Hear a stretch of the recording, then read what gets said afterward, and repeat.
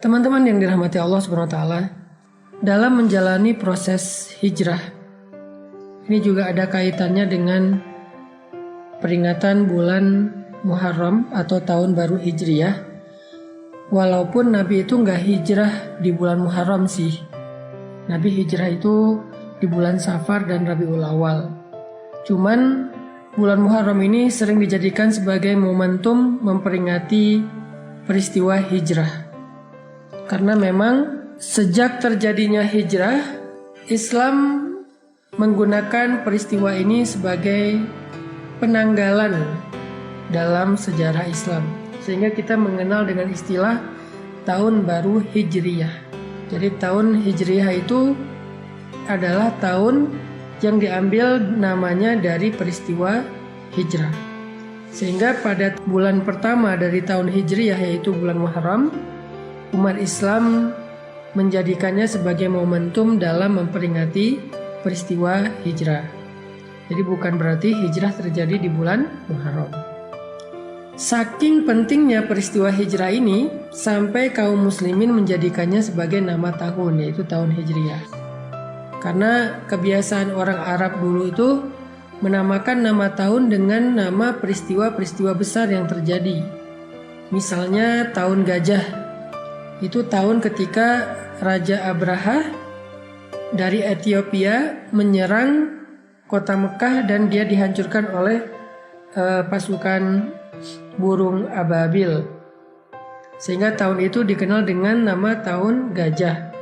Tahun-tahun berikutnya dikenal dengan nama tahun gajah 1, tahun gajah 2 dan seterusnya. Ketika Nabi SAW kehilangan Sayyidah Khadijah, Abu Thalib juga wafat, maka tahun itu dikenal oleh para sahabat dengan nama Amul Huzni, tahun duka cita. Ini menunjukkan bahwa ada kebiasaan orang Arab itu menamakan nama tahun diambil dari peristiwa yang besar yang terjadi dalam kehidupan mereka. Nah, teman-teman yang dirahmati Allah SWT, kalau kita ngomongin tentang hijrah yang memang bertepatan dengan apa yang sedang kita alami sekarang, sebagian besar dari kita ini mungkin baru berhijrah. Ada yang hijrah status. Hijrah status itu dari pacaran jadi nggak pacaran. Ada yang hijrah pekerjaan, dari yang riba meninggalkan riba. Ada yang hijrah penampilan, dari yang nggak berhijab sekarang sudah berhijab, Masya Allah. Ada yang hijrah perilaku, dari yang tadinya marah-marah, emosi sekarang lebih kalem. Dan banyak lagi varian-varian dari hijrah kita yang intinya dari yang buruk kepada yang baik. Dalam proses hijrah ini, apapun varian dan bentuk hijrah kita, maka ada satu sunnatullah yang berlaku kepada semua orang yang berhijrah. Mau itu nabi, para sahabat, orang-orang solih sebelum kita, semua mereka akan menjalani sebuah proses dari sunnatullah dalam berhijrah. Para ulama mengatakan dalam hijrah itu ada 2 fase yang akan dialami oleh semua orang yang melakukan proses hijrah. Fase yang pertama kata ulama adalah fase ibtila, dan fase yang kedua adalah fase tamkin. Apa itu fase ibtila? Ibtila itu dari kata bala, yang kemudian menjadi bahasa Indonesia bala. Artinya ujian. Maka nanti teman-teman bisa ngecek di dalam Al-Quran, yaitu surat Al-Ankabut ayat pertama, kedua dan ketiga. A'udzu billahi minasy syaithanir rajim. Bismillahirrahmanirrahim. Alif Lam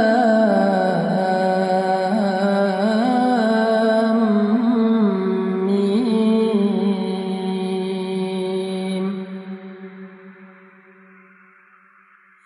Ahasiban nasu an yutraku an yaqulu amanna an yaqulu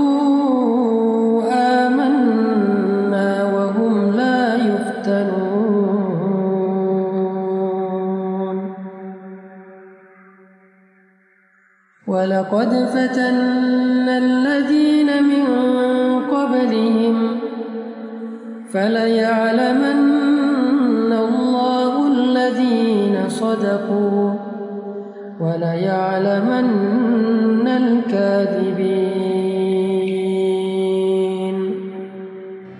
Ini adalah janji Allah kepada setiap orang yang berhijrah. Orang yang mengatakan saya pengen berubah. Orang yang mengatakan saya pengen beriman. Orang yang mengatakan saya pengen bertaubat. Orang yang mengatakan saya pengen ninggalin riba. Orang yang mengatakan saya pengen ninggalin pacaran. Lalu Allah mengatakan, hasiban nasu ayyutraku ayyaqulu amanna. Apakah mereka manusia mengira akan dibiarin aja mengatakan hal-hal itu? Ini pernyataan dari Allah dalam bentuk pertanyaan. Jadi Allah menyampaikan sebuah berita bentuknya pertanyaan, kayak sindiran gitu. Seolah-olah Allah pengen ngasih tahu, emang kalian pikir dengan udah berhijrah udah selesai, Allah nggak akan nguji lagi. Harus ada fase ujian yang dilewati, namanya fase ibtila.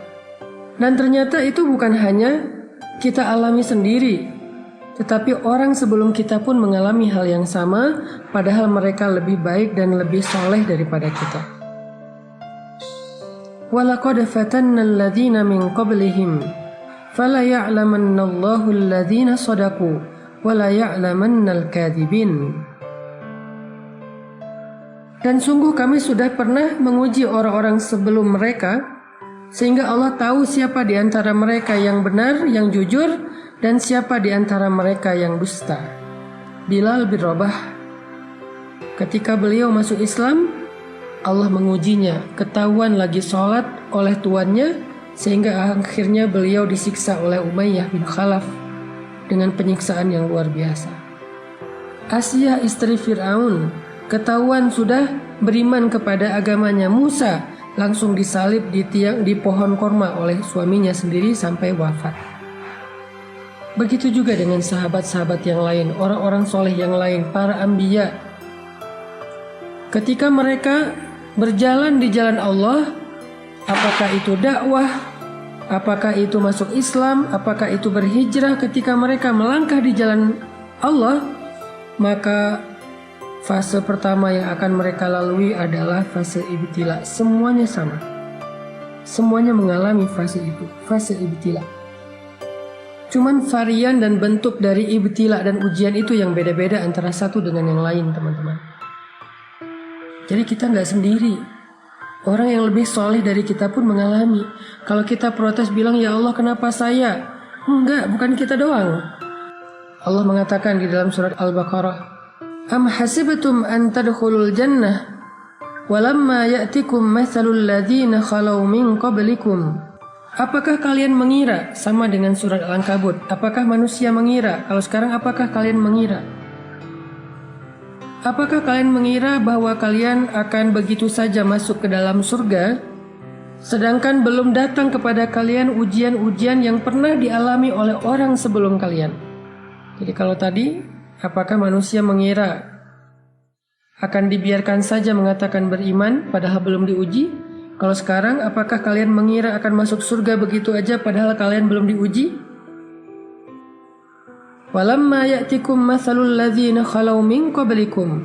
Padahal belum datang kepada kalian ujian-ujian yang pernah datang kepada orang sebelum kalian. Sama maksud dari ayatnya. Lalu setelah itu Allah menjelaskan 3 bentuk dari ujian. Ujian yang pertama kata Allah, Massathumul ba'sa. Mereka diberikan ujian fisik. Wad-dharra, mereka diberikan ujian harta. Wazulzilu, mereka diuji dengan ujian perasaan. 3 jenis ujian kata Allah. Tergantung dengan orangnya, kondisinya, bentuk hijrahnya. Dan Allah menggambarkan istilah ujian perasaan itu dengan kata-kata zulzilu, diguncang. Ini adalah fase yang Allah janjikan kepada semua orang yang berhijrah. Gak ada yang enggak. Semua ngalami. Ada yang mengalaminya ujian fisik, lelah, sakit. Kalau sahabat dulu disiksa Ada yang mengalami ujian harta, ditipu orang, kelaparan, bangkrut, gak punya kerjaan, gak punya penghasilan, habis hartanya. Ada yang diuji dengan ujian perasaan, disakiti, ditinggalkan, dikhianati, dihina, dicela, dicemooh, digibahin, difitnah, dan seterusnya. Semuanya mengalami salah satu dari 3 ujian ini atau ketiga-tiganya. Saking beratnya ujian yang dialami oleh Nabi dan para sahabat, sampai mereka mengatakan, "Mata nasrullah?" Hatta yaqula ar-rasul walladzina amanu ma'ahu, "Mata nasrullah?" Kapan datangnya pertolongan Allah?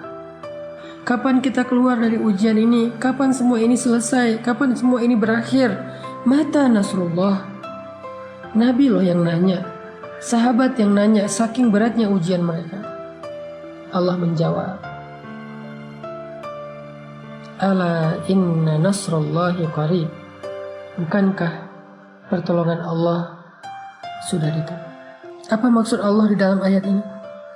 Maksudnya semakin berat ujian yang kita alamin, maka semakin dekat kita kepada pertolongan Allah, yaitu fase kedua dalam hijrah, yaitu fase tamkin namanya.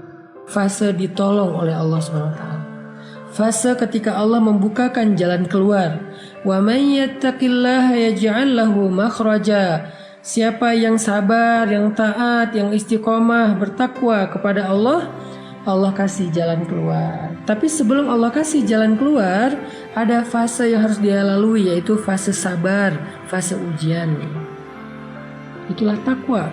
Karena takwa bukan sekedar ibadah, tetapi kesabaran dalam menghadapi ujian. Itulah fase yang akan kita lalui, atau yang sedang kita lalui buat sebagian yang baru berhijrah. Jadi ketika kita mengalami fase ibtila, fase ujian kayak gini, la tahzan, jangan berkecil hati. La tay'as, jangan putus asa.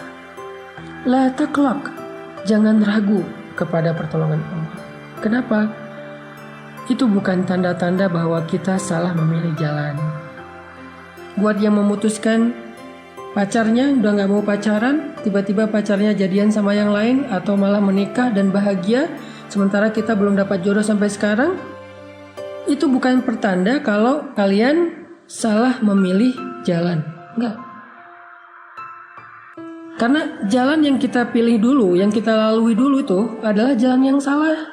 Jadi ketika kita meninggalkan jalan yang salah itu, walaupun kita belum menemukan jalan yang lebih baik, maka setidaknya kita sudah meninggalkan jalan yang salah, yang buruk, yang merugikan kita. Dan itu sebuah kemajuan, itu sebuah kebaikan.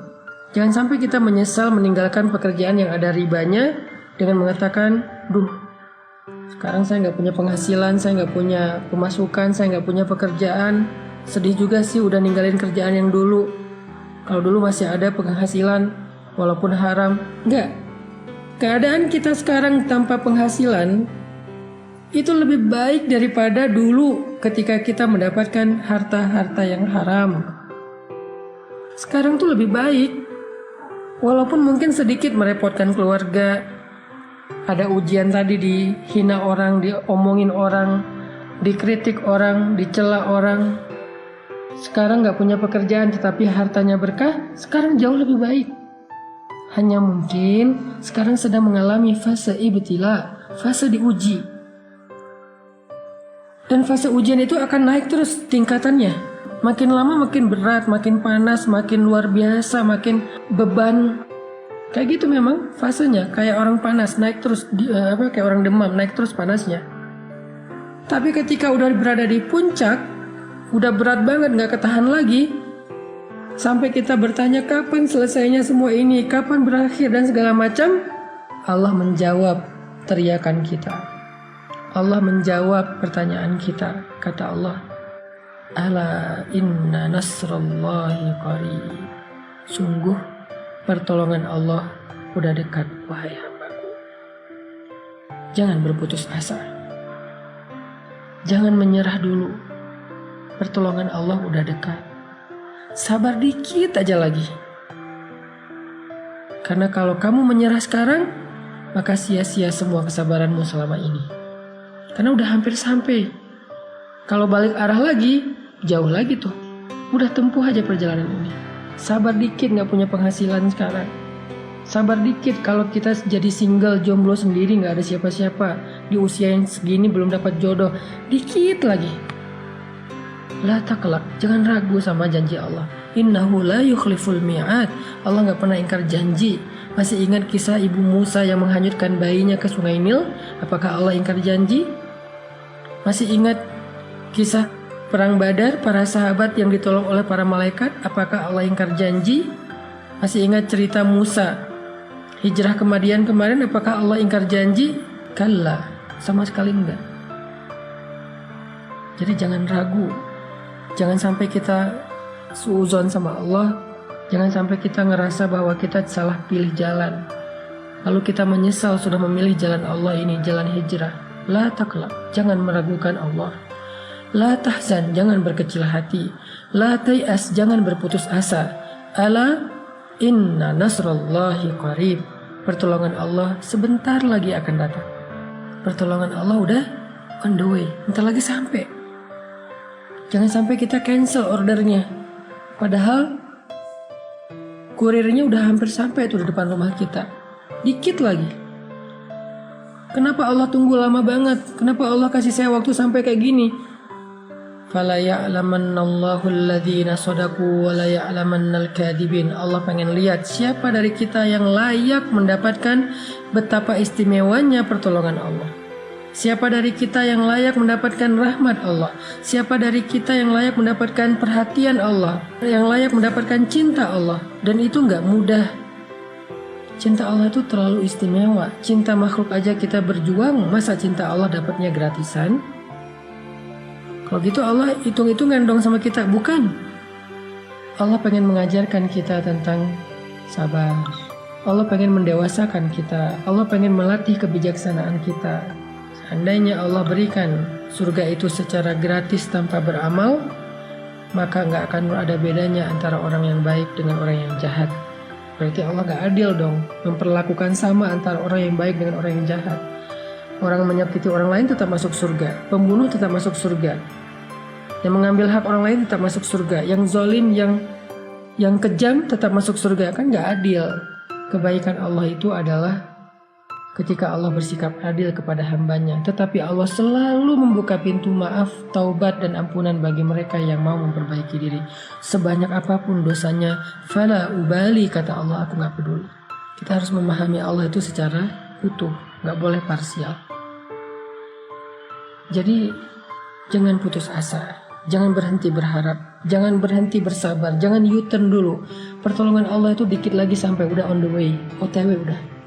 Allah juga berfirman, وَلَنَبْلُوَنَّكُمْ بِشَيْءٍ مِّنَ الْخَوْفِ وَالْجُوعِ وَنَقْصٍ مِّنَ الْأَمْوَالِ وَالْأَنفُسِ وَالثَّمَرَاتِ.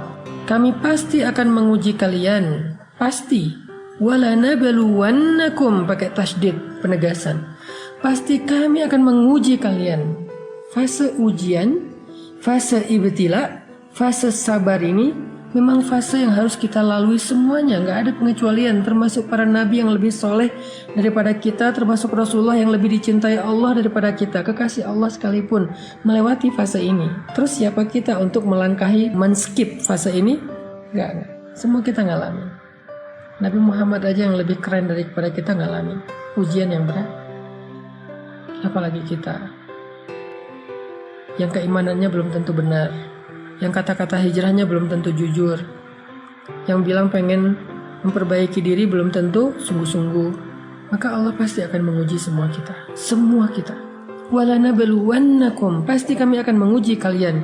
Bisyai'in, dengan sedikit rasa, bisyai'in minal khawfi, rasa takut, ujian perasaan. Wal-ju', rasa lapar, ujian harta. Wa naqsim minal amwal, kekurangan harta, ujian harta juga. Wal anfus, kehilangan orang-orang yang dicintai, ditinggalkan orang-orang yang dicintai, sakit hati, ujian perasaan. Was samarat, kebunnya nggak berbuah, nggak jadi panen, segala macam. Ujian harta, ujian perasaan, ujian harta, ujian fisik. Lalu di akhir ayat itu apa kata Allah? wa basyiris sabirin. Sampaikan berita gembira kepada orang yang sabar. Apa berita gembiranya? Ala inna nasrallahi qarib. Bukankah pertolongan Allah itu sudah dekat? Tetap harus melewati fase sabar, fase ujian. Lalu kalau kita sabar, kalau kita bertawakal, berserah kepada Allah, kalau kita bertahan dan tidak berputus asa, kalau kita berbaik sangka bahwa Allah nggak ninggalin kita, ridho dengan semua ketentuan Allah setelah kita memilih pilihan hijrah, maka kita akan sampai kepada fase kedua, yaitu fase tamkin, fase nasr, pertolongan dan kemudahan dari Allah Subhanahu wa Ta'ala. Itulah fase yang kedua, yaitu fase tamkin. Di fase ini Allah berfirman, yaj'al lahu makhraja. Allah kasih dia jalan keluar. Wa yarzuqhu min haitsu la yahtasib. Allah kasih dia rezeki dari jalan yang tidak terduga-duga. Wa yaj'al lahu min amrihi yusra. Allah jadikan segala urusannya itu menjadi mudah. Wa yu'zim lahu ajra. Allah lipat gandakan pahala-pahalanya. Fase tamkin, fase ketika Allah menolongnya. Fase ketika Allah SWT memberikan kejutan untuk dia. Tunggu deh, Allah tuh gak pernah ingkar janji loh. Yang perlu kita kuatkan sekarang adalah kesabaran kita. Bukan mempertanyakan ada gak apa yang Allah janjikan. Itu udah gak perlu dipertanyain. Karena Allah gak pernah ingkar janji. Dan Allah Maha Kuasa untuk menunaikan janjinya. Gak ada yang bisa menghalanginya. Kalau kita kadang-kadang walaupun kita baik, bisa aja ingkar janji gara-gara emang gak bisa menunaikannya. Ada masalah, ada halangan. Kalau Allah gak ada halangan.